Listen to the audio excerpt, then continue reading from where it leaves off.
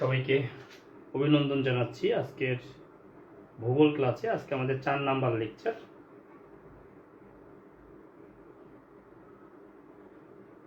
শুরু করব 2 মিনিট পরে। সবার জয়েন করার জন্য আমরা একটু সময় নিচ্ছি।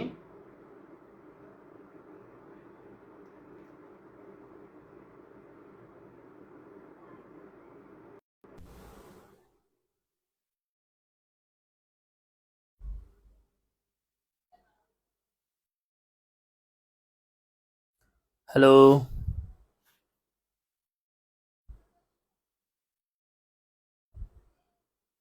হ্যালো হ্যালো হ্যালো হ্যালো হ্যাঁ, সাউন্ড ক্লিয়ার। আমি চেক করে নিয়েছি নিজেই। জি, আমি ভালো আছি।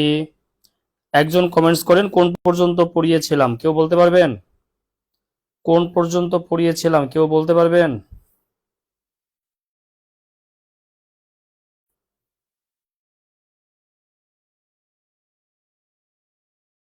কোন পর্যন্ত পড়িয়েছিলাম?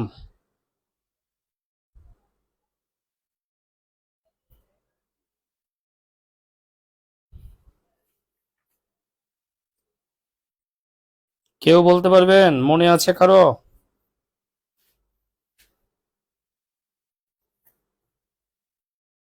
সমভূমি পর্যন্ত, গুড, ভেরি গুড। সমভূমি পর্যন্ত পড়িয়েছিলাম আজকে। হ্যাঁ, বেঙ্গল ফ্যান পর্যন্ত। আজকে শুরু করার কথা হচ্ছে পৃথিবীর ভৌত পরিবেশ। এইটাও সায়েন্সের একটা পার্ট। পৃথিবীর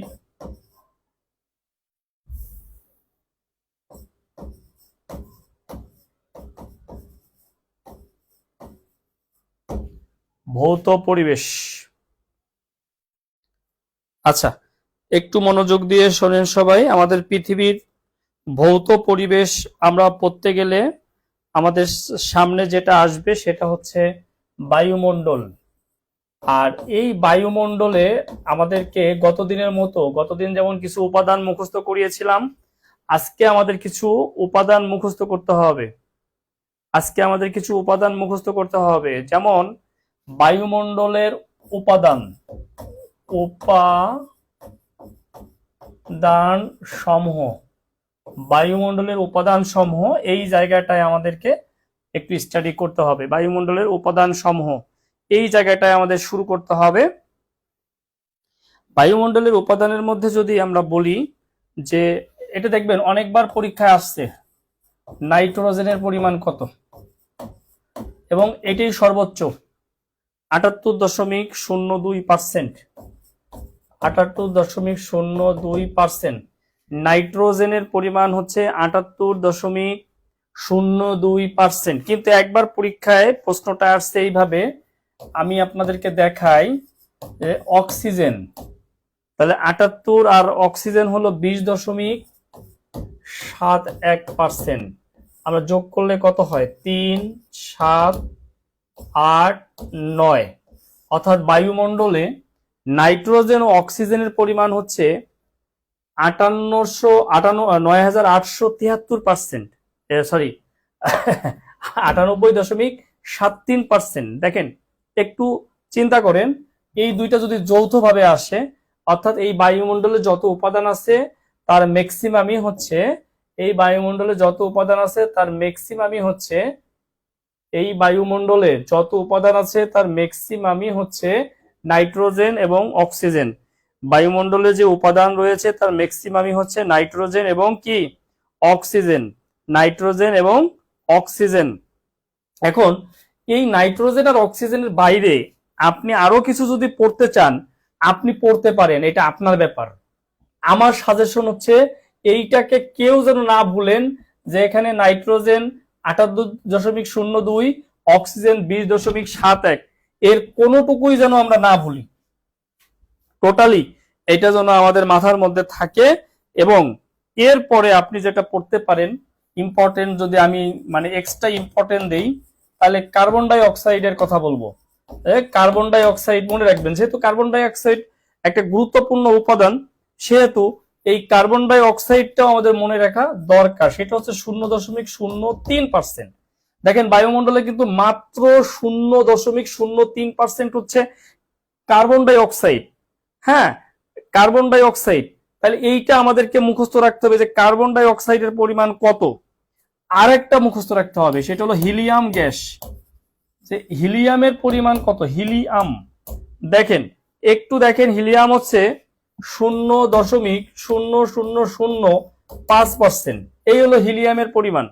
হিলিয়ামের পরিমাণ 0.305%। আর একটা মুখস্থ রাখতে হবে আপনাকে, সেটা হচ্ছে হাইড্রোজেন। আর মুখস্থ রাখতে হবে আপনাকে হাইড্রোজেন। এখন আমার বই যারা নিছেন, বইয়ের মধ্যে সবই দেওয়া আছে, পুরো 100%ই দেওয়া আছে। এখন আপনার মন চাইলে আপনি সবগুলো পড়বেন, আপনার মন না চাইলে আমি যে কটা দিছি এই কটা পড়বেন, কমন আসলে এর মধ্যেই আসবে। এটাই হচ্ছে পড়ালেখার স্টাইল। এই পড়ালেখাটা আমাদেরকে বুঝে করতে হয়। 0.0005%, এই হচ্ছে আমাদের হাইড্রোজেনের পরিমাণ। তাহলে ভাই nitrogen, oxygen, carbon die oxide, helium, hydrogen, এই কয়টা আমরা একটু ভালো করে পড়বো। এই কয়টা যদি আমরা ভালো করে পড়তে পারি তাইলে কিন্তু আমাদের হয়ে যাবে, আর কিছু কিন্তু আমাদের লাগবে না। এই কয়টা পড়তে পারলে কিন্তু আমাদের হয়ে যাচ্ছে। কেমন? এইটুকু এইটুকু লিখে সবাই ডান লেখেন তো। এইটুকু লিখে একটু ডান লেখেন, এইটুকু লিখে ডান লেখেন, এইটুকু লিখে ডান লিখবেন।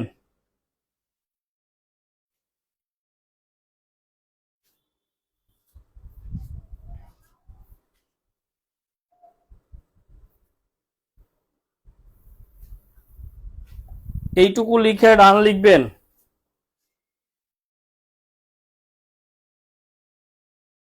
ওকে, এইটুকু মুখস্থ করবেন, এটা প্রতিশ্রুতিবদ্ধ হন সবাই যে এইটুকু আমরা মুখস্থ করব। এইটুকু এইটুকু প্রতিশ্রুতিবদ্ধ সবাইকে হইতে হবে। এবার আমরা যদি বায়ুমণ্ডলের কথা বলি, যে বায়ুমণ্ডলের স্তর, আমরা যদি বায়ুমণ্ডলের কথা বলি, বায়ুমণ্ডলের স্তর নিয়ে কথা বলতে হবে। এই যে বায়ুমণ্ডলের স্তর নিয়ে যা আমরা কথা বলি, আমরা যদি এই বায়ুমণ্ডলের একদম ইয়েগুলো দেখি, যে আপনারা দেখবেন একটা চিত্র এরকম দেওয়া আছে। হ্যাঁ, যে এই হলো বায়ুমণ্ডল। আমরা যদি এইটাকেই দেখি খুব ভালো করে, এই হলো বায়ুমণ্ডল। অথবা আমরা যদি আরো বোঝার স্বার্থে যদি এভাবেও দেখাই তাতেও চলবে, যে এইভাবে দেখাই। এটা যদি একদম ভূপৃষ্ঠ চিন্তা করি, এটা যদি ভূপৃষ্ঠ চিন্তা করি, এই একটা স্তর যদি ধরি, এই একটা স্তর ধরি, এই একটা স্তর ধরি, এইভাবে ধরলেও চলবে। কিন্তু এইখানে ভূগোলে যা আমাদেরকে পড়তে হয়, বা এইখানে ভূগোলে আমাদেরকে যা মুখস্থ করতে হয়, তা হলো কোন স্তরে কোন উপাদান পাওয়া যায়, আর কিছু দরকার নাই। এটা দাড়ি কমার মুখস্থ করে কোনো লাভ নাই, দৈর্ঘ্য প্রস্থ মুখস্থ করে কোনো লাভ নাই। এইখানে আমাদেরকে যেটা করতে হবে, এই হলো ভূপৃষ্ঠ, যে জায়গায় আমরা বসবাস করতেছি। ভূপৃষ্ঠ থেকে আপনি প্রথম যে স্তরটা পাবেন, সেই স্তরটা হচ্ছে ট্রপোমণ্ডল। কি বলা হয়? ট্রপোমণ্ডল। এখন আপনাকে যে কাজটা করতে হবে, সেটা হচ্ছে এই ট্রপোমণ্ডলে কি কি পাওয়া যায়, এইটা আপনাকে মুখস্থ করতে হবে। এবং এটা খুব ন্যাচারাল। আমরা দেখেন বুঝি যে আমাদের ভূপৃষ্ঠের ঠিক মাথার উপরে আমরা যে সময় সবকিছু যা যা পাই, যেমন আমরা মেঘ পাই, আমরা বৃষ্টি পাই কিনা দেখেন তো। এগুলো মুখস্থ করার দরকার আছে? একদম ন্যাচারাল, আমরা কিন্তু বুঝি এগুলো। আমরা কি পাই? আমরা মেঘ পাই, আমরা বৃষ্টি পাই, আমরা শিশির পাই। শিশির, হ্যাঁ, এখান থেকে তো শিশির পড়ে ঘাসের উপরে, আমরা যে শিশিরকে করি, ঠিক আছে। আমরা বজ্রপাত হয়, ওই যে গ্রাম্য ভাষায় বলে ঠাডা পড়ে, ঠাডা। এই যে বজ্রপাত হচ্ছে আমাদের, তাই না? আমাদের কি হচ্ছে? বজ্রপাত হচ্ছে। আমাদের কুয়াশা হচ্ছে, কুয়াশা হচ্ছে, তাই না? কুয়াশা হচ্ছে। এই যে কুয়াশাটাকে আমরা দেখতে পাই, কুয়াশা। তারপরে আমাদের এখানে বায়ু প্রবাহ হয়। দেখেন যে কয়টা লিখছি এই কয়টাই। ট্রপোমণ্ডলের গান এই কয়টাই, শেষ। ট্রপোমণ্ডলের গান এই কয়টাই, শেষ। এরপরে আর কোনো গান নাই ট্রপোমণ্ডল নিয়ে। ট্রপোমণ্ডলের গান এখানেই শেষ। মেঘ, বৃষ্টি, শিশির, বজ্রপাত, কুয়াশা, বায়ু প্রবাহ। তাইলে পরীক্ষায় প্রশ্নটা কিভাবে আসবে ভাই?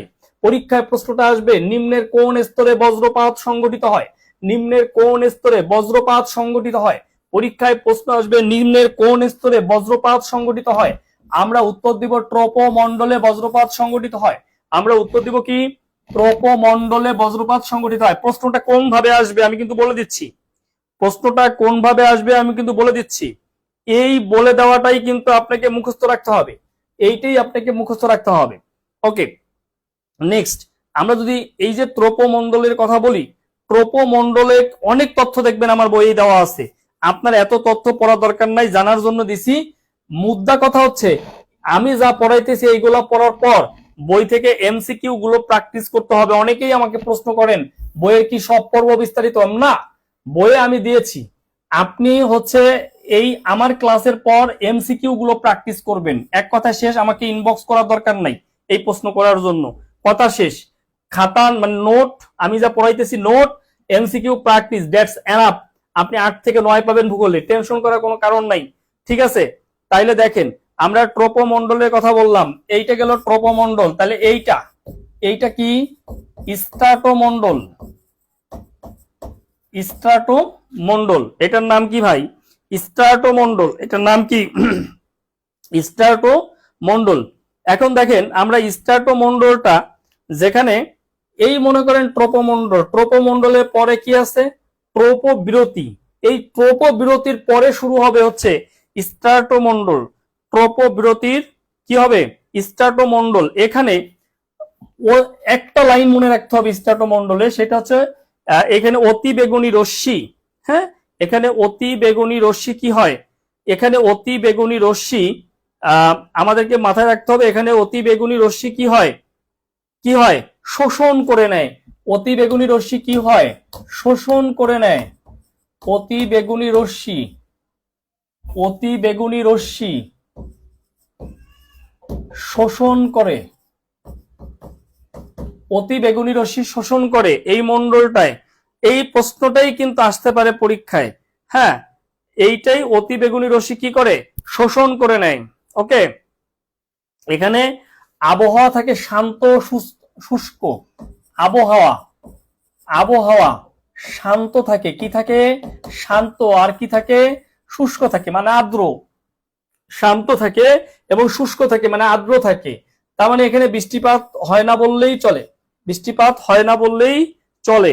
দেখেন, তাইলে এই হলো স্ট্রাটোমণ্ডল। কি মনে রাখবো? অতি বেগুনি রশ্মি শোষণ করে। আবহাওয়া শান্ত ও শুষ্ক থাকে। আবহাওয়া কি থাকে? শান্ত ও শুষ্ক থাকে। অতি বেগুনি রশ্মি কি করে নেয়? শোষণ করে নেয়। অতি বেগুনি রশ্মি কি করে নেয়? শোষণ করে নেয়। অতি বেগুনি রশ্মি শোষণ করে নেয়। এই হলো স্ট্রাটোমণ্ডল, এই হলো স্ট্রাটোমণ্ডল। স্ট্রাটোমণ্ডলের পরে আমাদেরকে যে জায়গায় যেতে হবে সেটা হলো এইটা মেসোমণ্ডল। মোস্ট ইম্পর্টেন্ট একটা জায়গা।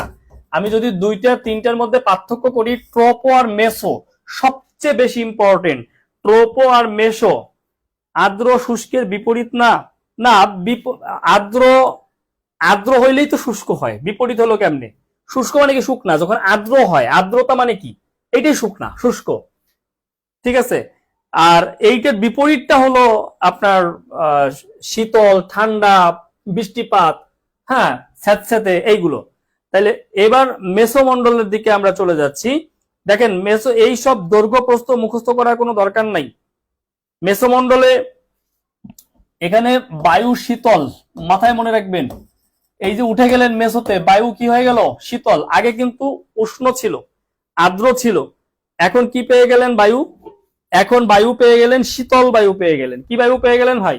শীতল বায়ু পেয়ে গেলেন। কি বায়ু পেয়ে গেলেন ভাই? শীতল বায়ু পেয়ে গেলেন। কোথায় গিয়ে? মেসোমণ্ডলে গিয়ে শীতল বায়ু পেয়ে গেলেন। বুঝতে পেরেছেন? কারণ দেখেন এখানে গিয়ে কি হবে? তাপমাত্রা হ্যাং হয়ে যাবে, থেমে যাবে, তাপমাত্রা এখানে থাকবে না। এখানে তাপমাত্রা হ্যাং করবে। আপনি এখানে কি পাবেন? শীতল বায়ু পাবেন।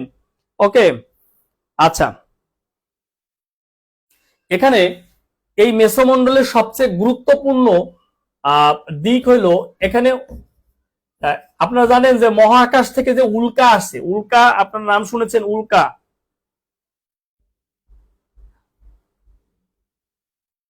এই আর্দ্র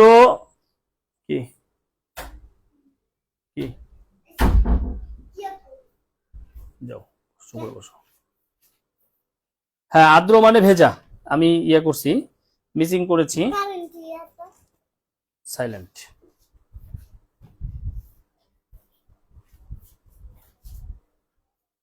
তাইলে ওটা শুষ্ক লেখেন, শুধু শুষ্ক লেখেন। হ্যাঁ, আমি ভুল হয়েছে, শুধু শুষ্ক লেখেন, আর্দ্র লেখেন না, শুধু শুষ্ক লেখেন।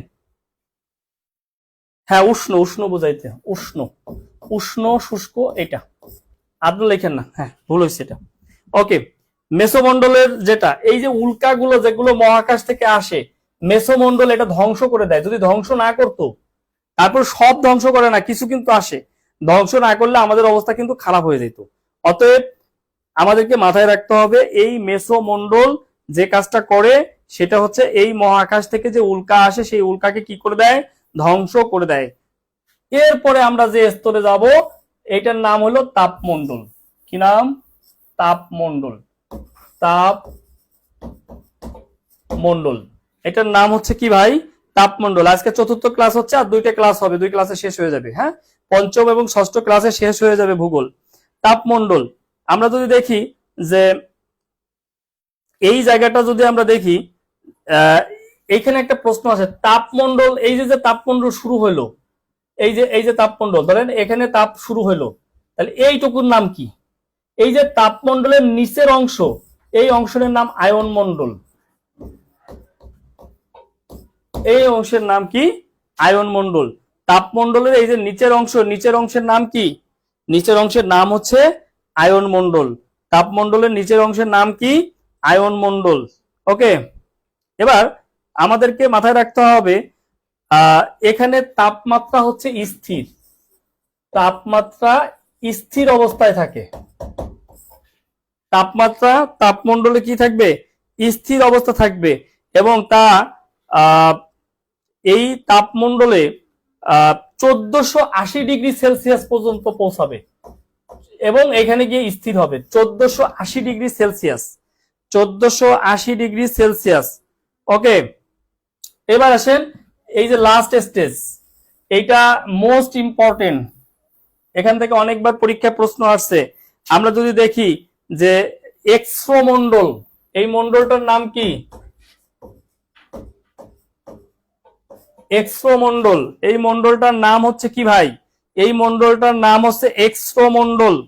এই মন্ডলে, এই মন্ডলে, এই যে এক্সোমন্ডল, এই মন্ডলে কি কি আছে? দ্যাটস ভেরি ইম্পর্টেন্ট, এইটা আমাদেরকে মনে রাখতে হবে।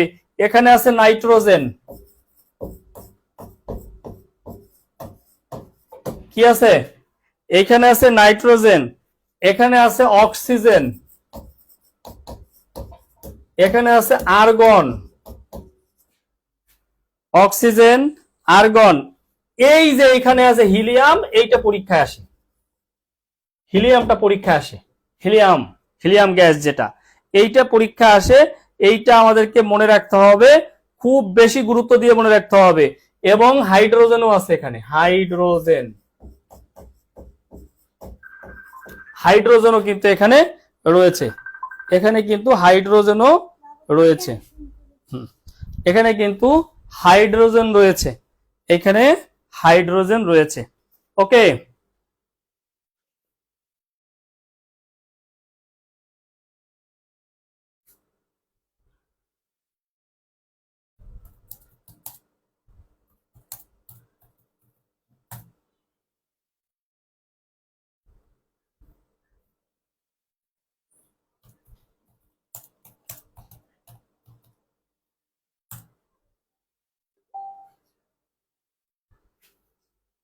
তাপমন্ডলটা গুলিয়ে ফেলছি স্যার। কি গুলাইছেন? আচ্ছা, এটাকে শেষ করেন, এক্সোমন্ডল শেষ করেন, তারপরে তাপমন্ডল কি গুলাইছেন আমি বুঝিনি, বলেন তাপমন্ডল কি গুলাইছেন? এই যে এইটা এক্সোমন্ডল, তার আগেরটাই হলো তাপমন্ডল। এটা তাপমন্ডলে কি কি পড়াইছি? তাপমাত্রা স্থির, 1480 ডিগ্রি সেলসিয়াসে গিয়ে স্থির থাকবে। এই যে তাপমন্ডল শুরু আর তার আগের মন্ডল শেষ, এই শুরুর আগের অংশটুকুকে বলা হয় আয়ন মন্ডল, শুরুর আগের টুকুকে বলা হয় আয়ন মন্ডল। ঠিক আছে, এখানে গোলানোর কিছু নাই। আচ্ছা, আপনারা প্র্যাকটিস করবেন, আপনারা দেখবেন আহ বইয়ের মধ্যে 26টা কোশ্চেন দেওয়া আছে এই বায়ুমণ্ডল নিয়ে। 26টা কোশ্চেন দেওয়া আছে, এই 26টা কোশ্চেন সবাই প্র্যাকটিস করবেন, দ্যাটস এনাফ। এর বেশি কিছু লাগবে না। এই 26টা কোশ্চেন যদি অ্যানালাইসিস না মানে না পড়েন, এই 26টা কোশ্চেন না পড়লে আপনার জন্য বিপদ আছে। আর এই আমি যেটুকু আলোচনা করছি, এই আলোচনাটুকু যে খুব বেশি করছি ব্যাপারটা তা না, বাট এই আলোচনার পর আপনি খাতায় যা লিখছেন নোট আর কি, নোট আর 26টা এমসিকিউ, এইটা পড়ার পরে যদি এখান থেকে আপনি 1 মার্ক না পান, এই লাইবিলিটিস আমি নিব। 1 মার্ক না পাইলে এই লাইবিলিটিস আমার। আমি যে 26টা কোশ্চেন দিছি এটা পড়বেন।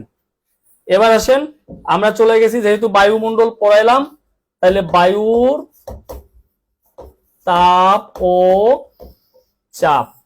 দেখেন এগুলো বিজ্ঞানের, যদিও অংশগুলো বিজ্ঞানেরই বেশি। বায়ুর তাপ ও চাপ এই অংশটা আমরা পড়বো। বায়ুর তাপ ও চাপ আপনি এই প্রকার মানে সংজ্ঞা টঙ্গা এগুলো পড়ে না, লাভ নাই। আপনাকে যেটা পড়তে হবে সেটা হচ্ছে বায়ুর প্রবাহ। বায়ুর প্রবাহ এইটা আপনাকে পড়তে হবে, বায়ুর প্রবাহ। তাহলে বায়ুর প্রবাহ 4 ভাগে বিভক্ত। প্রথম কথা হচ্ছে 4 ভাগে বিভক্ত। বায়ুর প্রবাহ হচ্ছে 4 ভাগে বিভক্ত। বায়ুর প্রবাহ হচ্ছে কয় ভাগে বিভক্ত? 4 ভাগে। Troposphere, stratosphere, ionosphere. হ্যাঁ ঠিক আছে ভাই, এখানে একটা কথা কি, একটা স্তর থেকে আরেকটা স্তরের আগ পর্যন্ত হলো স্পিয়ার বা বিরতি, এটা নিয়ে কোনো সমস্যা নাই। এইখানে কারোই কোনো গবেষণার দরকার নাই, কারো কোনো গবেষণার দরকার নাই। এইখানে জাস্ট এইটুকু পড়লেই চলবে, এখানে কোনো গবেষণার দরকার নাই এক্সট্রা করে, ঠিক আছে? আর একজন প্রশ্ন করছেন, কি করলেন? আজকে না, আরেকজন প্রশ্ন করলেন কি, হ্যাঁ ওজোন স্তরই কি আয়ন মন্ডল? জি জি। আচ্ছা এবার আসেন বায়ু প্রবাহ। এই যে 4 ভাগে বিভক্ত, 1 নাম্বার হলো নিয়ত বায়ু। বিশ্বাস করেন আর না করেন, এই জায়গা থেকে বিভিন্ন এক্সামে প্রশ্ন আসে। নিয়ত বায়ু, এটা 10 থেকে 20 গ্রেডেরও রিটেন আকারে এখান থেকে প্রশ্ন আসে। সাময়িক বায়ু, ভূগোলে যদি কঠিন জায়গা বলেন এগুলোই বেশি। স্থানীয় বায়ু,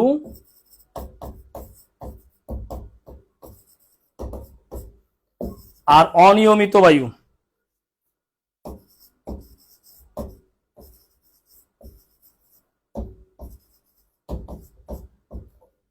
নিয়ত বায়ু, সাময়িক বায়ু, স্থানীয় বায়ু, অনিয়মিত বায়ু।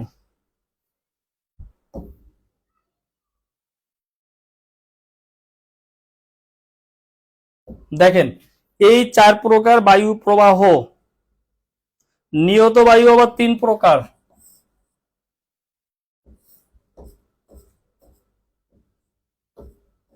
নিয়ত বায়ু কয় প্রকার? 3 প্রকার। অয়ন বায়ু,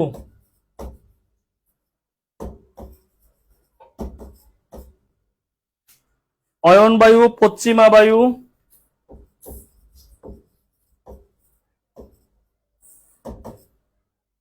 পশ্চিমা বায়ু, মেরু বায়ু।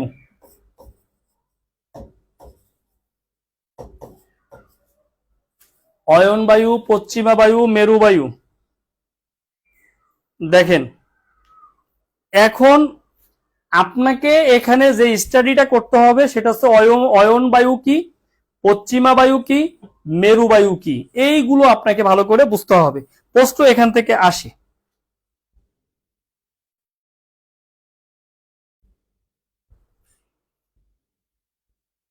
এই জায়গাগুলো একটু কঠিন, এগুলো ওই যে 10 থেকে 20 গ্রেডে অনেক সময় রিটেন পরীক্ষা আসে, যে সংজ্ঞাটা তুলে দেয়, বলে এটা কোন ধরনের বায়ু। এখন আমরা যদি নিয়ত বায়ুর কথা বলি, এটা এটা কি, এটা পৃথিবীর চাপ বলয় দ্বারা, পৃথিবীর চাপ বলয় দ্বারা নিয়ন্ত্রিত হয়, নিয়ন্ত্রিত হয়, পৃথিবীর চাপ বলয় দ্বারা নিয়ন্ত্রিত হয়। এবং এইটা সারা বছর একই দিকে প্রবাহিত হয়। দেখেন, আমি আপনাকে কিছু পড়াইতে পারবো না, কিন্তু আমি বলে দিতে পারবো পড়াটা কেমন হবে। যেমন এমসিকিউটা কেমন কেমন হবে, এমসিকিউটা হবে নিয়ত বায়ু ড্যাশ ক চাপ বলয় বিপরীত দিকে প্রবাহিত হয়, চাপ বলয় একই দিকে প্রবাহিত হয়, চাপ বলয় উপরের দিকে প্রবাহিত হয়, চাপ বলয় নিচের দিকে প্রবাহিত হয়। আপনি কি দিবেন? চাপ বলয় একই দিকে প্রবাহিত হয়, চাপ বলয় একই দিকে প্রবাহিত হয়, চাপ বলয় একই দিকে প্রবাহিত হয়। এটাই হলো নিয়ত বায়ু। প্রশ্ন আসার স্টাইলই হচ্ছে এটা, প্রশ্ন আসার স্টাইল হচ্ছে এটা। আপনাকে এটাই ভালো করে মাথায় রাখতে হবে। ওকে, আর এইগুলো পড়ে নেবেন, এত মাইক্রোতে আমি যাব না, অত বেশি ইয়েও না। এই যে এই স্টাইলে যে চাপ বলয় একই দিকে প্রবাহিত হয়, এই কথাটা মাথায় রাখতে হবে। এইটা মাথায় রাখতে পারলেই চলবে। এবার আমরা সাময়িক বায়ুটা কি, আমরা সাময়িক বায়ুর কাছে যাচ্ছি। আর মন চাইলে আপনি পড়ে নিন। আমি যদি সাময়িক বায়ুর কথা বলি, যে দেখেন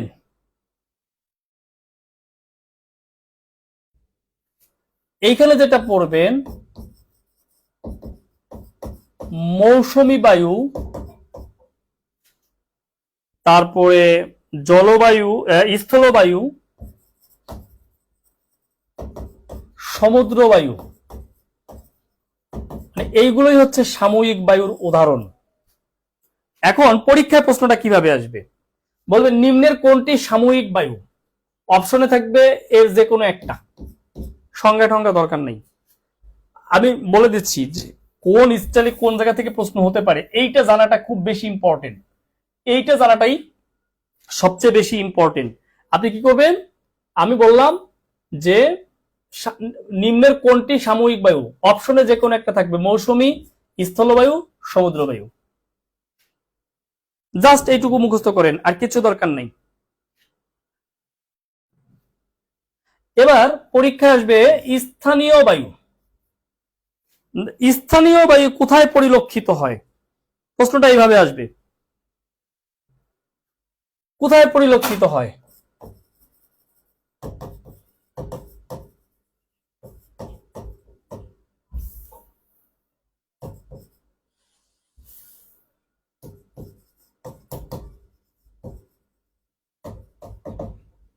কোথায় পরিলক্ষিত হয় সাময়িক বায়ু, কোথায় পরিলক্ষিত হয় সাময়িক স্থানীয় বায়ু?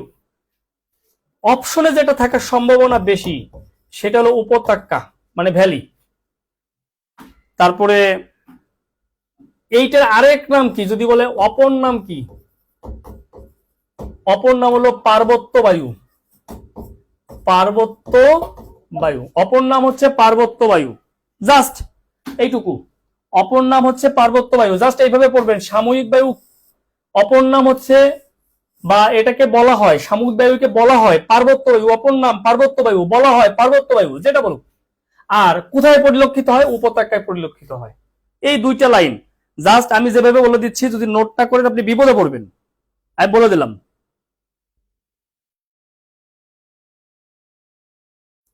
আচ্ছা, অনিয়মিত বায়ুর রেজাল্ট, ফলাফল কি? প্রশ্ন আসবে অনিয়মিত বায়ুর কারণে নিম্নের কোনটি ঘটে? অনিয়মিত বায়ুর কারণে নিম্নের কোনটি ঘটে? যেমন ঘূর্ণিবাত হয়, কি হয়? ঘূর্ণিবাত হয়। ওকে, ঘূর্ণিবাত, জাস্ট এইটুকু মনে রাখবেন, ঘূর্ণিবাত। এই ঘূর্ণিবাত আর প্রতীপ ঘূর্ণিবাত, মানে প্রতীপ ঘূর্ণিবাতও হয়, প্রতীপ ঘূর্ণিবাত, ঘূর্ণিবাত, প্রতীপ ঘূর্ণিবাত। তাহলে ফলাফল হচ্ছে ঘূর্ণিবাত আর প্রতীপ ঘূর্ণিবাত। আমি এখন এই জায়গাটাই আপনাকে বোঝাবো, যে জায়গাটা বেশি ইম্পর্টেন্ট, যে ঘূর্ণিবাত আর প্রতীপ ঘূর্ণিবাতের মধ্যে পার্থক্য, মানে কোথায় কোনটা পরিলক্ষিত হয়, এই জায়গাটাই আমি আপনাকে দেখাবো এখন।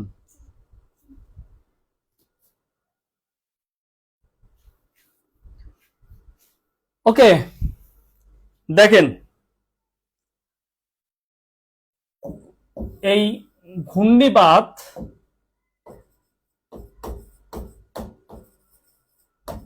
ও প্রতীপ ঘূর্ণিবাতের আমরা যদি বলি যে দিক কোনটা কোন দিকে হয়, কখন হয়, এইটা পড়ার সময় আপনাকে মাথায় রাখতে হবে, দুইটা গোলার্ধ মাথায় রাখতে হবে, একটা উত্তর গোলার্ধ আর একটা দক্ষিণ গোলার্ধ। একটা হলো কি উত্তর গোলার্ধ আর একটা কি দক্ষিণ গোলার্ধ।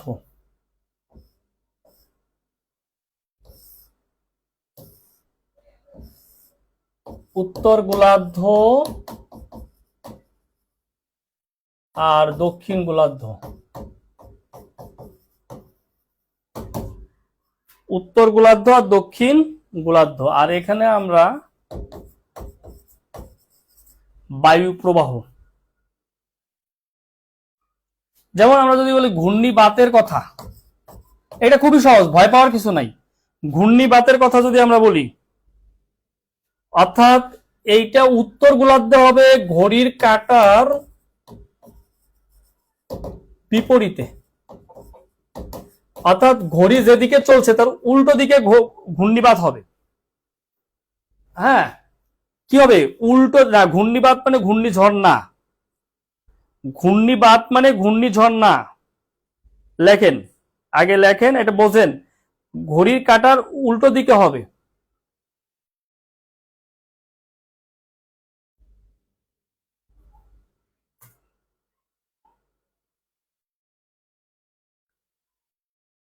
লিখছেন? এটা আমরা কি পড়াইতেছি? আমরা বায়ু পড়াইতেছি। এখন বায়ু মানে কি বাতাস, বাতাসের প্রবাহ দিক কোনটা, কখন কোন দিকে বাতাস বহে সেটা। এই যে ঘূর্ণিবাত উত্তর গোলার্ধে হবে ঘড়ির কাঁটার বিপরীতে, তাহলে যদি উত্তর গোলার্ধে এটা ঘড়ির কাঁটার বিপরীত দিকে হয়, তাইলে এইটা কি হবে দক্ষিণ গোলার্ধে ঘড়ির কাঁটার দিকে। অর্থাৎ আপনি এটাকে প্লাস ধরতে পারেন, এটা মাইনাস ধরতে পারেন, উল্টা সদর, উল্টা সদর। ঠিক এইখানে আপনার আর পড়ার দরকার নেই। কেন? আমরা বললাম প্রতীপ ঘূর্ণিপাত, ঘূর্ণিবাত। দেখেন এইখানে আর পড়ার দরকার নাই। কেন? কারণ এইটা হবে প্লাস, এইটা হবে মাইনাস, এইটা যা ঘটবে এটা ঠিক উল্টাটা ঘটবে, এইটা যা ঘটবে এটা উল্টা ঘটবে। এখানে প্লাস ঘটছে, মাইনাস ঘটছে, এখানে প্লাস ঘটছে, এখানে প্লাস, এখানে মাইনাস। অর্থাৎ ঘূর্ণিবাত উত্তর দিকে কি হয়েছে, ঘড়ির কাঁটার বিপরীতে হয়েছে, দক্ষিণে ঘড়ির কাঁটার দিকে হয়েছে। প্রতীপ ঘূর্ণিবাত কি হয়েছে, এইটা উত্তর গোলার্ধে কি হয়েছে, দিকে হয়েছে, আর দক্ষিণ গোলার্ধে বিপরীতে হয়েছে। আমার কাছে মনে হয় না এটা না বোঝার কিছু আছে। দেখেন, বুঝলে ডান লেখেন, বুঝলে ডান লেখেন। আর এই অধ্যায় যারা না বুঝবেন 30টা এমসিকিউ আছে, পড়ে নেবেন, কিছু দরকার নেই। 30টা এমসিকিউ আছে, পড়ে নেবেন। যারা না বুঝবেন 30টা এমসিকিউ পড়ে নিতে হবে।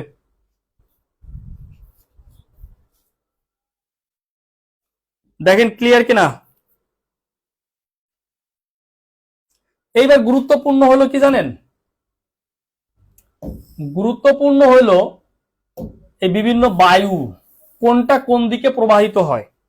যেমন অয়ন বায়ু,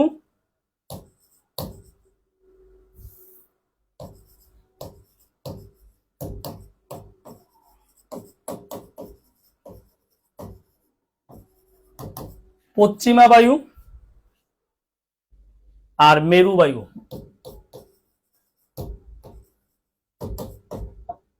অয়ন বায়ু,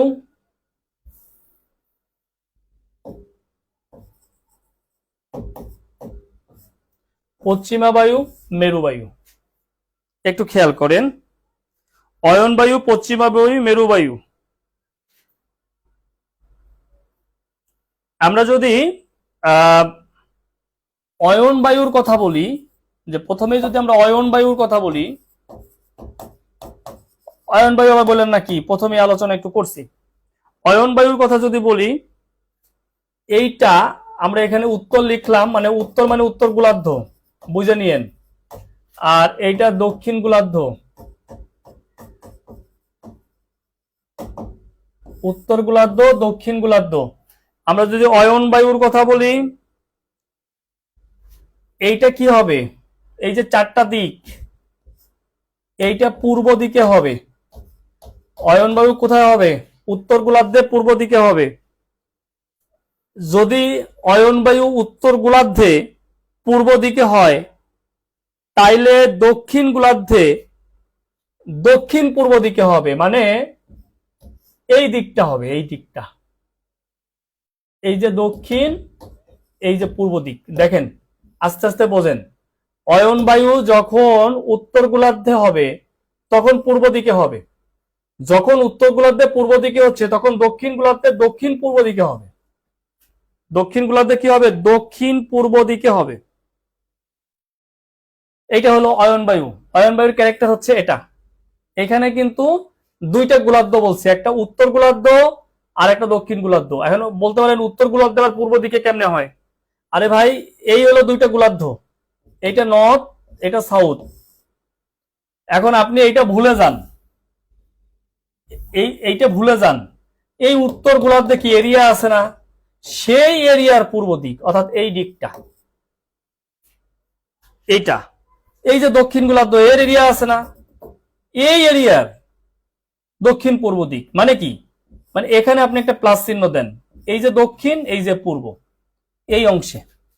এই বেশি কঠিন হয়ে যাচ্ছে?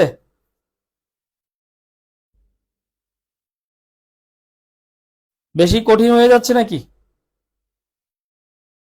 কঠিন হয়ে যাচ্ছে বেশি? কথা বলেন, কথা বলেন, বেশি কঠিন হয়ে যাচ্ছে কিনা? হুম।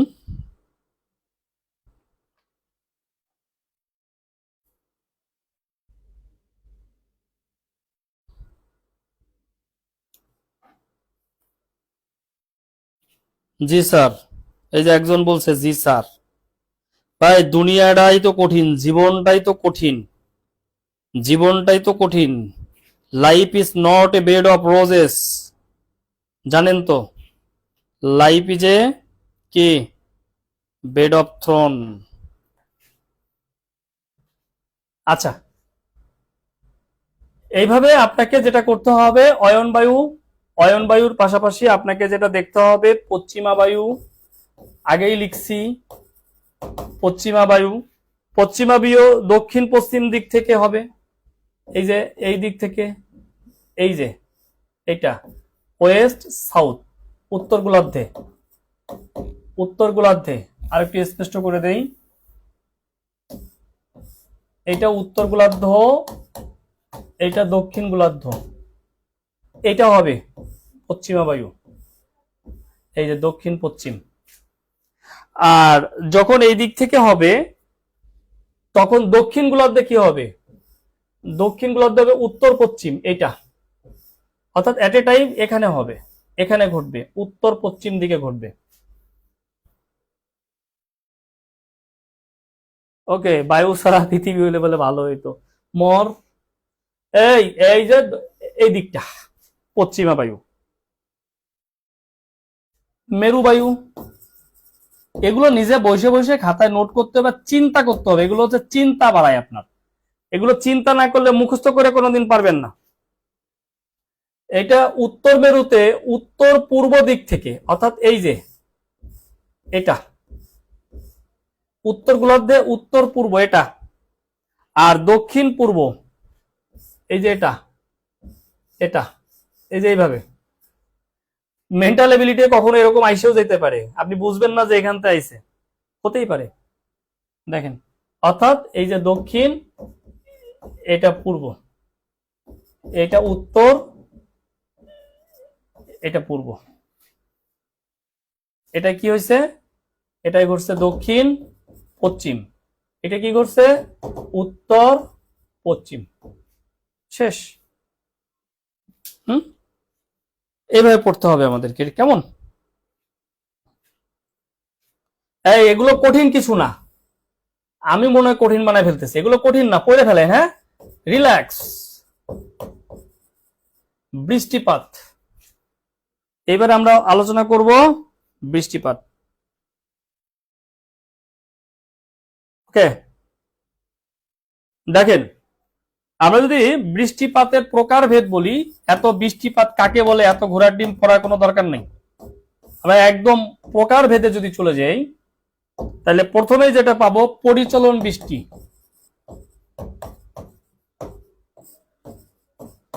যারা আমার বই সামনে করে বসে আছেন তাদের হেল্প হচ্ছে না হচ্ছে? হচ্ছে কি হচ্ছে না বলেন? যারা বই সামনে করে বসে আছেন হেল্প হচ্ছে না হচ্ছে না? শৈলোৎক্ষেপ,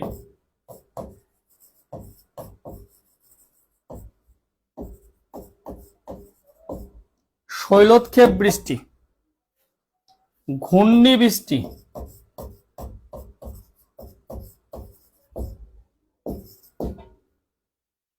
আর হচ্ছে সংঘর্ষ বৃষ্টি।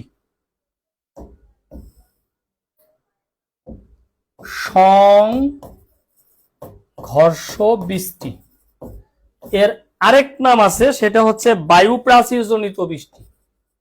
এটাও আসতে পারে পরীক্ষায় যে সংঘর্ষ বৃষ্টি আরেক নাম কি, বায়ু প্রাচীর জনিত বৃষ্টি। বায়ু প্রাচীর জনিত বৃষ্টি। এখন এইখান থেকে আপনি আসলে কি কি পড়বেন, কিভাবে পড়বেন, সেটা একটা আলোচনার বিষয়। পড়তে পড়তে তো জীবনটা ঠাড়া পড়ে যাচ্ছে, তাই না? পড়তে পড়তে তো জীবনটা শেষ, সবার জীবন শেষ নাকি?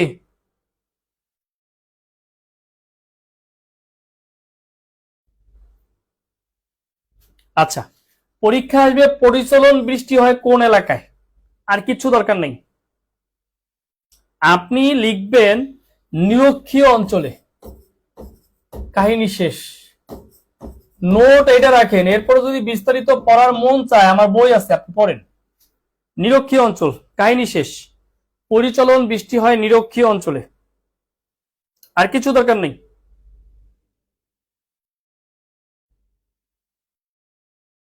আচ্ছা, এরপরে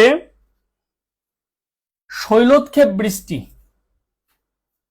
শৈলোৎক্ষেপ বৃষ্টি, আমরা শৈলোৎক্ষেপ কথাটা যখন মাথায় আসবে তখন আমরা পাহাড় পর্বতটা মাথায় আনবো, যে এটা পাহাড় পর্বত। বিশেষ করে স্পেশাল উদাহরণ হলো মেঘালয় পাহাড়। মেঘালয়, এটা হচ্ছে শৈলোৎক্ষেপ বৃষ্টি, মেঘালয় পাহাড়। এখানে বেশি দেখা হয়ে যাচ্ছে, বন্ধ রাখো।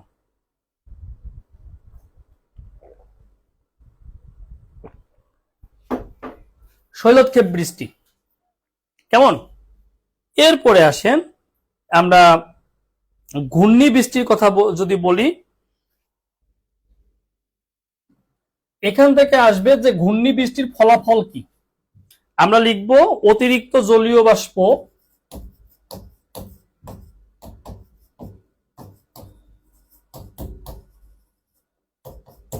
অতিরিক্ত জলীয় বাষ্প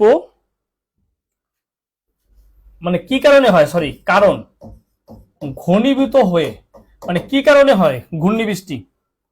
অতিরিক্ত জলীয় বাষ্প কি হয়, ঘনীভূত হয়ে এই বৃষ্টিপাত হয়। আর সংঘর্ষ বা বায়ু প্রাচীর জনিত বৃষ্টি, এইটা থেকে কি আসতে পারে, এখান থেকে যেটা, যে এই বৃষ্টিপাতের কারণটা কি, কারণটা আসতে পারে। আপনি লিখবেন যে শীতল ও উষ্ণ বায়ুপুঞ্জ,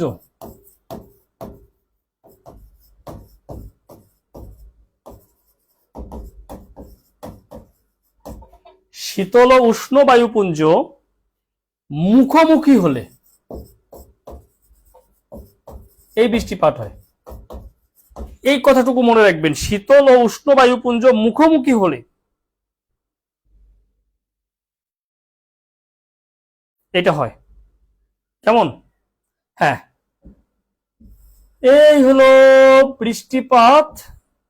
আর একবার বিসিএস পরীক্ষায় মেঘ সম্পর্কে প্রশ্ন আসছিল, তারপরেতেই আমি পাণ্ডিত্য করছি আমার বইয়ের মধ্যে। মেঘ নিয়ে দুনিয়ার কথাবার্তা দিছি, বাজারে কোনো বইয়ে মেঘ নিয়ে কথাবার্তা নাই। আমি একবার আইসাইটের 14 গোষ্ঠী দিয়ে দিছি। এখন আপনি পড়লে পড়েন, না পড়লে না পড়েন। আমি এখানে আসলে ক্লাসের টপিকে রাখিনি আলোচনায়। আপনাকে যেটা করতে হবে এটা পড়ে নিতে হবে। মেঘ 3 প্রকার: উঁচু মেঘ, মাঝারি মেঘ আর নিচু স্তরের মেঘ, মানে নিচু মেঘ। নিচু মেঘ এগুলোর মধ্যে আবার অনেক প্রকারভেদ আছে, এবং কোন মেঘের কারণে কোন ধরনের বৃষ্টিপাত হয়, মেঘটা কেমন হয়, কোনটা ফ্যাকাশে, কোনটা কালো, কোনটা ধূসর, কোনটা সাপের মতো কুণ্ডলি পাকায়, ইত্যাদি ইত্যাদি অনেক কিছু আছে। এই জায়গাটা আপনাদের হোমওয়ার্ক থাকলো সবার জন্য, আপনারা এই জায়গাটা হোমওয়ার্ক করবেন। এটা হোমওয়ার্ক, সবাই বাসায় পড়বেন, না হলে আমাকে নেক্সট দিনে জিজ্ঞাসা করলে আমি বলে দিব। ঠিক আছে, এটা হোমওয়ার্ক থাকবে, মেঘ নিয়ে যত কথা আছে হোমওয়ার্ক। এরপরে আসেন, এই হোমওয়ার্কের পরে আমরা যেখানে যাব, এইটা হলো বাড়িমণ্ডল। বাড়িমণ্ডল মানে এত কথা বোঝার দরকার নেই, পানি, জল বা পানি স্তর। এবং আন্তর্জাতিকের প্রথম ক্লাসে আপনাদেরকে মনে করে দেখেন, মহাসাগর, সাগর, উপসাগর ইত্যাদি ইত্যাদি পড়িয়েছি না? এটাই হচ্ছে বাড়িমণ্ডল। এখন আর নতুন করে পড়াবো না আমি, এখন আর পড়াবো না আমি। কথা বুঝছেন? মনে করে দেখেন, মহাসাগর, সাগর, উপসাগর সব পড়াইছি। তা যারা বই নিয়েছেন তারা বইয়ে দেখবেন, এই অংশটা খুব সুন্দর করে দেওয়া আছে। নিচু বানান রস্যইকার দেন, সমস্যা নেই। হ্যাঁ, এই জায়গাটা দেখবেন পুরোপুরি এমসিকিউ সহ যথেষ্ট প্র্যাকটিস সহ দেওয়া আছে। এটা আপনারা পড়বেন। এটা আমি অলরেডি আপনাদেরকে পড়াই ফেলছি। বাড়িমণ্ডলটা আপনাদেরকে প্রথম ক্লাসে পড়াইছি আন্তর্জাতিকের। পড়াইছি না বলেন? পড়াইছি না? কথা বলেন, কথা বলেন, পড়াইছি কিনা বলেন। এবার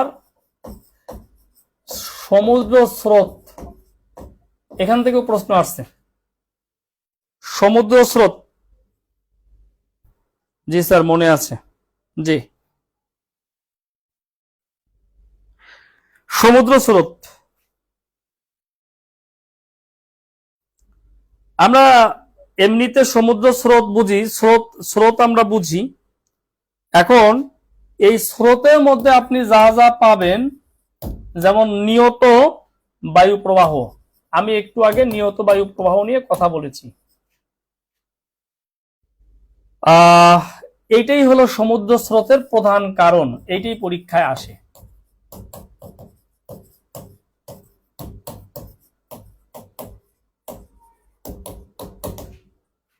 সমুদ্র স্রোতের প্রধান কারণ এটা হচ্ছে নিয়ত বায়ু প্রবাহই হচ্ছে সমুদ্র স্রোতের প্রধান কারণ। এইটাই পরীক্ষায় আসছিল, এই কথাটা আমাদেরকে মনে রাখতে হবে।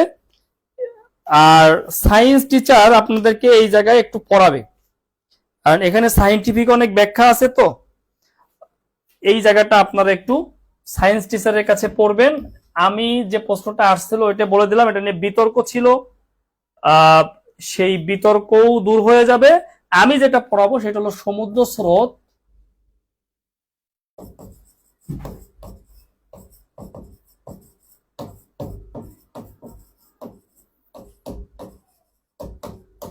উৎপত্তির কারণ। সমুদ্র স্রোত উৎপত্তির কারণ আমি পড়াবো এটা। কি কি কারণে সমুদ্র স্রোত উৎপত্তি হয় আপনি ঠাড়া মুখস্থ করবেন। এখানে আর কোনো কাজ নাই আপনার, একদম ঠাড়া মুখস্থ। যেমন বায়ু প্রবাহ, উষ্ণতার তারতম্য,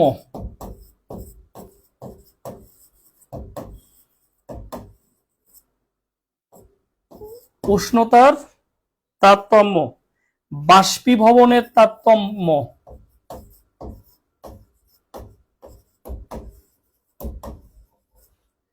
বাষ্পীভবনের তারতম্য, পৃথিবীর আবর্তন,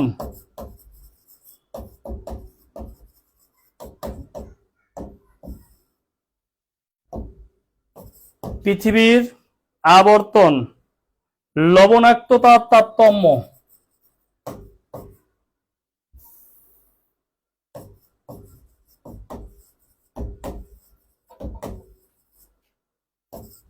লবণাক্ততার তারতম্য, গভীরতার তারতম্য,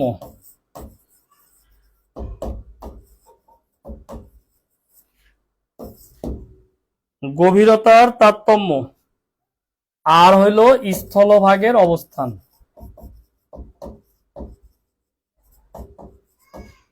এই হইল আমাদের বা সমুদ্র স্রোত উৎপত্তির কারণ। আমাদের এই কথাগুলোই মনে রাখতে হবে। আচ্ছা, এরপরে দেখেন মজা পাবেন। এখন আমি আসলে অপ্রয়োজনে কিছু পড়াই না। এরপরে এই অধ্যায়ের আলোচনা আছে পৃথিবীর গতি, আহ্নিক গতি, বার্ষিক গতি, যেগুলো আমি আপনাদেরকে ভূগোলের প্রথম ক্লাসে পড়াইছি কিনা বলেন। এইটা দেখবেন আপনারা আমার বইয়ের কত পৃষ্ঠা আমি দেখে জানাচ্ছি, দাঁড়ান। মানে আমি তো পড়ায় ফেলছি, এটা খাতায় নোট আছে। এরপর যারা আরো পড়তে চান, এমসিকিউ প্র্যাকটিস করতে চান, তারা বইয়ের 305 পৃষ্ঠা 6, 7, 8 এইগুলো পড়ে ফেলবেন। দেখেন এগুলো আগে পড়াইছি, খাল ঠাল অন্তরীপ যা আছে, অর্থাৎ 305 থেকে 311 পর্যন্ত সব পড়বেন, এমসিকিউ সহ। এগুলো আমি অলরেডি পড়াইছি আপনাদেরকে প্রথম ক্লাসে ভূগোলের। এই পৃথিবীর গতি পড়াইছি, দেখেন সব পড়াইছি। দেখেন দেখেন কারো আপত্তি থাকলে বলেন, কারো আপত্তি থাকলে বলেন। এগুলো পড়াইছি, এখন দেখেন মিলে যাচ্ছে। এইগুলো পড়াইছি আপনাদেরকে, দেখেন মিলে যাচ্ছে।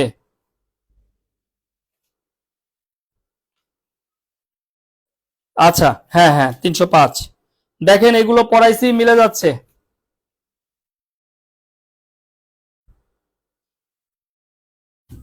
দেখেন একটু খেয়াল করেন,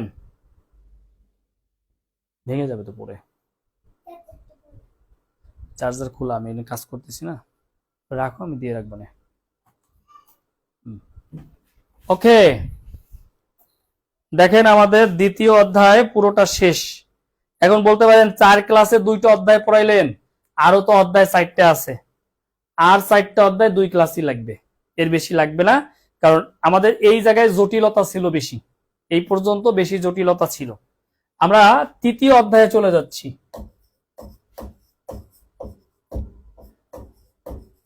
তৃতীয় অধ্যায়, আপনি যদি ভূগোলের প্রশ্ন অ্যানালাইসিস করেন, বিসিএস এর ভূগোলের প্রশ্ন যদি অ্যানালাইসিস করেন, তাইলে বাংলাদেশের পরিবেশ থেকে সর্বাধিক প্রশ্ন আসছে। বাংলাদেশের পরিবেশ, প্রকৃতি সম্পদ, এই অধ্যায়ের একটা বড় অংশ বাংলাদেশে পড়ায় ফেলছি। প্রকৃতি ও সম্পদ, দেখেন প্রকৃতি ও সম্পদ প্রধান চ্যালেঞ্জ,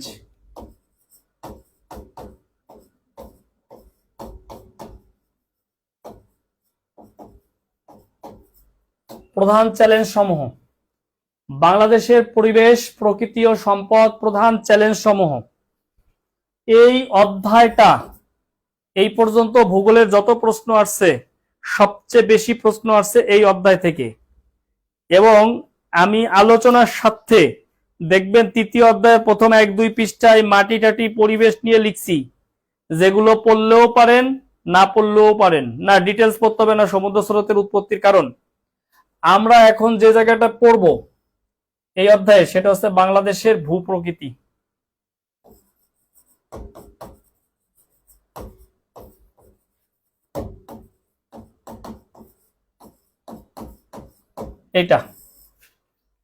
এটা থেকে প্রশ্ন প্রায়ই আসে। আচ্ছা, প্রথমত আমাদের ভূপ্রকৃতির 3 প্রকার।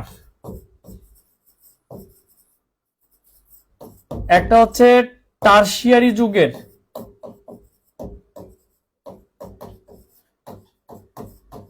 ভূপ্রকৃতি,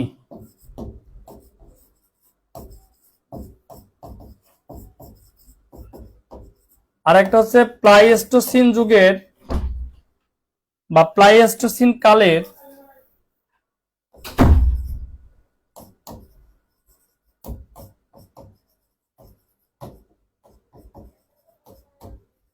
সোপান সমূহ। আর একটা হলো সাম্প্রতিক কালের প্লাবন সমভূমি। ওকে, দেখেন টারশিয়ারি যুগের ভূপ্রকৃতি, প্লাইস্টোসিন কালের সোপান সমূহ, সাম্প্রতিক কালের প্লাবন সমভূমি।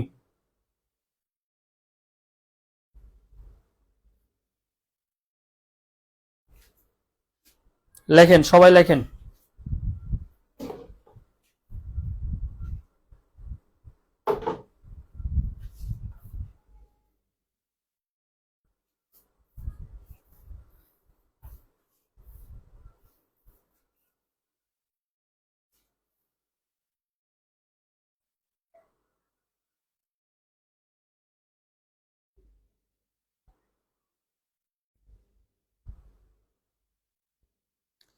পাশে লিখে রাখেন, এইটা হলো 12%, এটা 8%, আর এইটা 80%। এই হলো আমাদের ভূমি।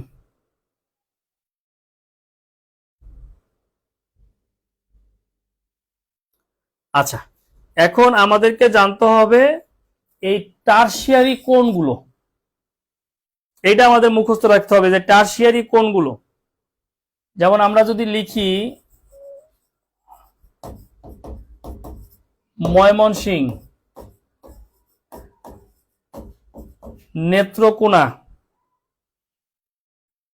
আমরা কোন অংশ এটা মুখস্থ না করলেও চলবে। ময়মনসিংহ, নেত্রকোনা, সিলেট,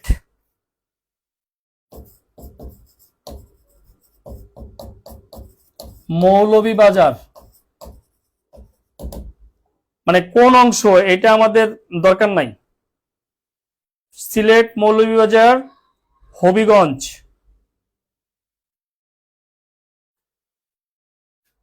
হবিগঞ্জ,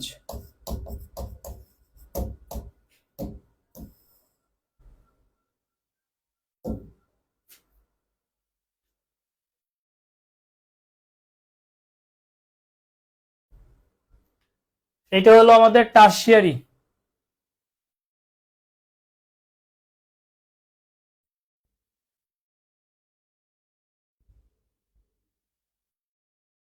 শুধু এই জেলাগুলো মনে রাখবেন।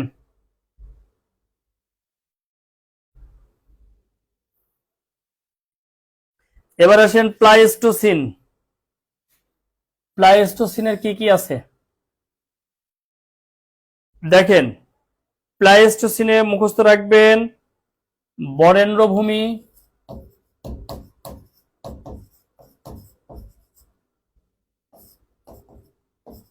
বরেন্দ্রভূমি,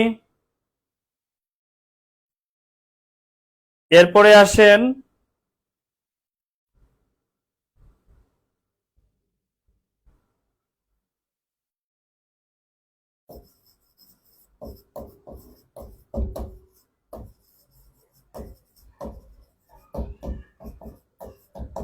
মধুপুর ও ভাওয়ালের গড়,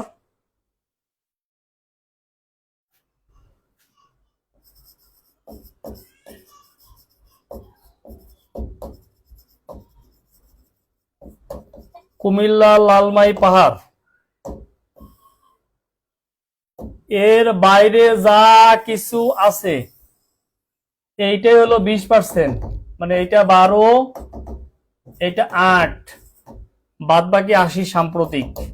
তাহলে বাদ বাকিটা পড়ার দরকার আছে? কোনো দরকার নাই, বাদ বাকিটা পড়ার কোনো দরকার নাই।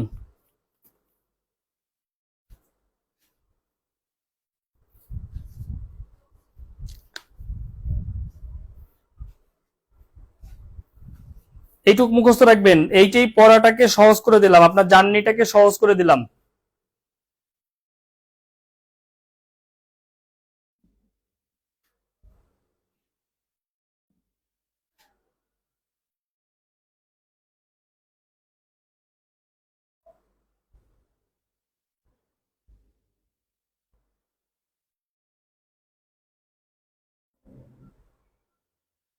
দেখেন লিখছেন কিনা,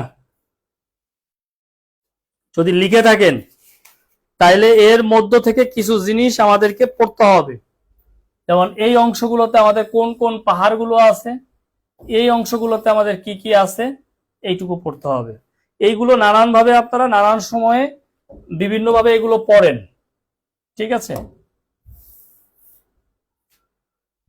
দেখেন আমরা যদি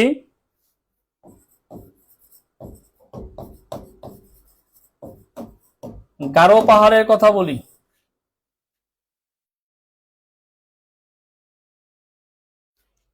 গারো পাহাড় আপনারা জানেন যে বৃহত্তর ময়মনসিংহে। আমরা একটু একটু করে দেখি আমাদের এই যে গারো পাহাড়, যেটা হলো আমাদের কি পড়তে হবে। এমনিতে আপনারা জানেন যে পাহাড়, পর্বত এগুলোর পার্থক্য আমি সেদিন আলোচনা করছি। তার মানে 600 থেকে 1000 মিটার উচ্চতা এইটা পাহাড়। এখন 600 নিচে হলে কি হবে? 600 নিচে হলে কি হবে ভাই? 600 নিচে যেটা সেটা হলো টিলা। সেটা কি?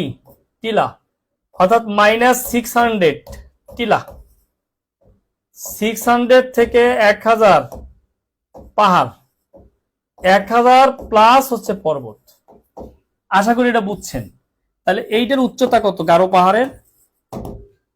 পাহাড়ের উচ্চতা কত? এটা হলো প্রথম প্রশ্ন। এইটা হলো 610 মিটার। তার মানে আমাদের দেশে যত পাহাড় আছে সবই এই 600 থেকে 610-এর আগ পর্যন্ত, 9 পর্যন্ত। সোজা কথা, এভারেজ হিসাব।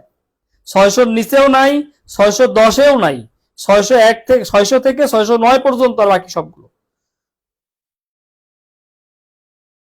বুঝতে পারছেন? মিটার। আর ফুটে যদি আসে আপনি ফুট কনভার্ট করবেন। গারো পাহাড়ের উচ্চতম শৃঙ্গ মানে কি? ধরেন এইটা হলো পাহাড়, এইটা পাহাড়, এইটা হলো উচ্চতম শৃঙ্গ, একদম উঁচু যে জায়গাটা। এই উচ্চতম শৃঙ্গকে বলা হয় নকরেক। এই নকরেকটা মনে রাখিয়েন, ঠিক আছে? নকরেকটা দয়া করে মনে রাখেন। হ্যাঁ, এরপরে আর যেগুলো আছে, যেমন আমরা যদি বলি যে তাজিং ডং, হ্যাঁ এগুলো তো আপনারা বিভিন্ন সময় মুখস্থ করেছেন। তাজিং ডং, যার অপর নাম বিজয়। অপর নাম কি? বিজয়। এটার অবস্থান কোথায়? রোমা। আবার আপনার বান্ধবীর কথা চিন্তা করেন না, এটা জায়গার নাম। বান্দরবান, অনেকে বলে বান্দরবন, এটা কিন্তু বান্দরবান। এইটাই সর্বোচ্চ পর্বত। সর্বোচ্চ পর্বত হচ্ছে এটা, এই তাজিং ডংই হচ্ছে সর্বোচ্চ পর্বত। ওকে, এখন সর্বোচ্চ পর্বত হলে এর উচ্চতা কত? 1231 মিটার। উচ্চতা হচ্ছে 1231 মিটার। উচ্চতা কত? 1231। কোথাও কোথাও 1230 লেখা আছে। আর যদি ফুটে আসে সেই ক্ষেত্রে দেখবেন আমি রেফারেন্স দিয়ে দিয়েছি, ঠিক আছে? ওকে, তাজিং ডং বা বিজয়ের পর আমাদেরকে যেটা মাথায় রাখতে হবে সেটা হলো চিম্বুক। এটা থেকে প্রশ্ন আসে, চিম্বুক পাহাড়। এই চিম্বুক হলো বাংলার দার্জিলিং খ্যাত। এইটাকে বলা হয় বাংলার দার্জিলিং।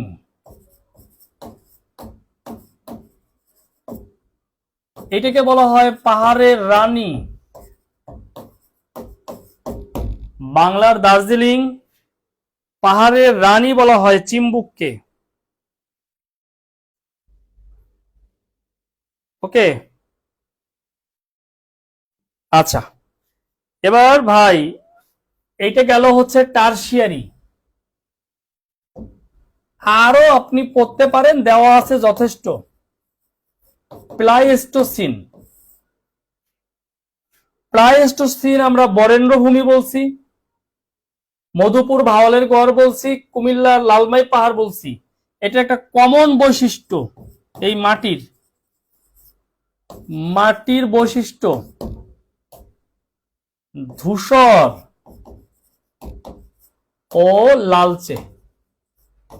এই তিনটা জায়গারই মাটির একটা বৈশিষ্ট্য হচ্ছে ধূসর ও লালচে। বাকিটা আপনার লেখাপড়া, আমি সহজ করে দিলাম, বাকি লেখাপড়া আপনার।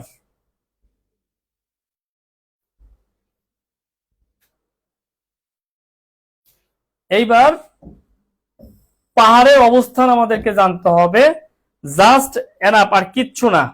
যেমন আমরা যদি বলি লালমাই, তাহলে পরীক্ষায় কি দিতে হবে? কুমিল্লা, এটা আমরা জানি সবাই। আমরা যদি গারো, গারো আসলে ময়মনসিংহ আর শেরপুরের মধ্যে পড়ছে। এগুলো ঠাডা মুখস্থ, বুঝতে পারছেন? বলে আলুটিলা, এই আলুটিলা মাঝে মাঝে আসে। আলুটিলা একটা গুহা আছে, হ্যাঁ, আমি একবার ঢুকছিলাম, ঢুকে মনে হয়েছে মরে গেলাম, বের হয়ে আসছি, আর যাব না কোনোদিন। খাগড়াছড়ি, ঠিক আছে। আরো টেকনিকে কিছু পড়াবো আমি ছন্দ দিয়ে, যেমন হিমছড়ি, কক্সবাজার, হিমছড়ি, কক্সবাজার, চন্দ্রনাথ পাহাড়, সীতাকুণ্ড,